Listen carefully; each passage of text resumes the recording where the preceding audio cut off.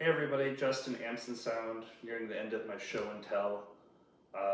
What we have in front of us is probably one of the finest multi-cell horns that are being made. This is a variation, improvement, inspiration of the Altec 1503, if I remember correctly. I might have it wrong. We have a 1.4 inch throat on it. It's a 15 cell multi-cell, and it is going to be the basis of a massive horn project that I decided to build for myself. So I've been a big fan of Devin and Ohas for a long time. I heard one of his speakers and was really inspired. I've also been a fan of a person by the name of Victor Klum out of Germany, who makes these absolutely gorgeous, big, beautiful wood horns. So about 5 years ago, we built a speaker called the Royale, which was using a bass bin from John Cullison's designs. And Dr. Cullison, it's a patented design. He's been a longtime friend and collaborator, lent it to me to build a speaker with, and the bass bin is just fantastically amazing. It's two 12s in parallel.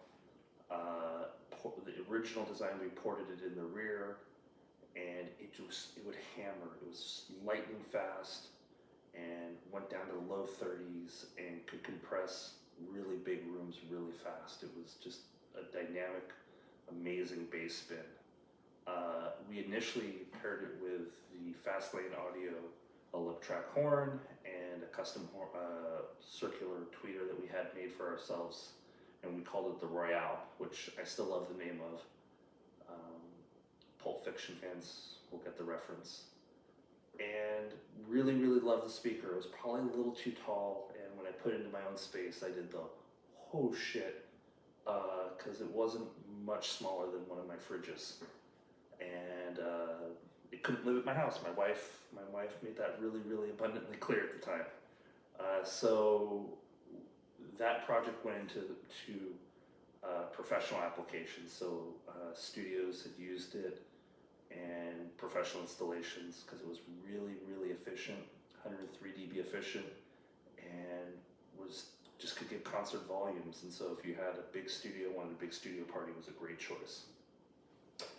That bass bin, revisiting it now 5 years later, is going to be what supports this beautiful horn. So what we're doing is the JWC Mini Punch bass bin is a Tractrix horn loaded bass bin, but it's not a folded horn, and it's ported into the mouth of the horn, allowing us to front port it. And by front porting it, we're going to get less room interaction. It's going to be less room boundary dependent is the hope. And crossovers were designed by Al Klappenberger, ALK. Al's been a longtime friend and collaborator, and has been improving this design for the last 5 years. And we got to build it, he got to design it, and it's been really a good crossover. What's nice about it is that we use autoformers on the mid-range, so the mid-range is completely attenuatable with a multi-tapped autoformer, and the tweeter is actually on a resistive load crossover, a resistive load PCB. Later we may upgrade that to an autoformer as well, but for right now the resistive loads are really helpful because we can add different resistors into the PCB for different attenuations, because we're going to still work out which drivers we want to be using. In its current iteration, the bass bin is going to be using Eminence woofers. They're super fast. They're very similar to what Klipsch uses in the Jubilee. Our mid-range is Radians with an aluminum and mylar diaphragm. Radian drivers are just fantastically well made. A real modern take on the craftsmanship that Altec brought to things. So we're taking very modern, fast, high performance mid-range driver and pairing it with the most bespoke classic horn I could find. And our cabinet is going to be bass bin, high frequency section sitting in its own cabinet where the crossover will sit, and then the mid-range actually sits on top. If we put the tweeter up here, you'd have to tip it down, firing right down at you. Whereas by putting it between the baseband and the mid-range, we should get good dispersion and a better blended sound. And we'll see how our experiment works out.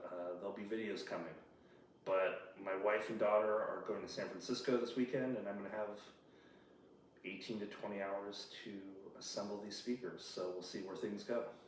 Thanks so much, guys. Bye.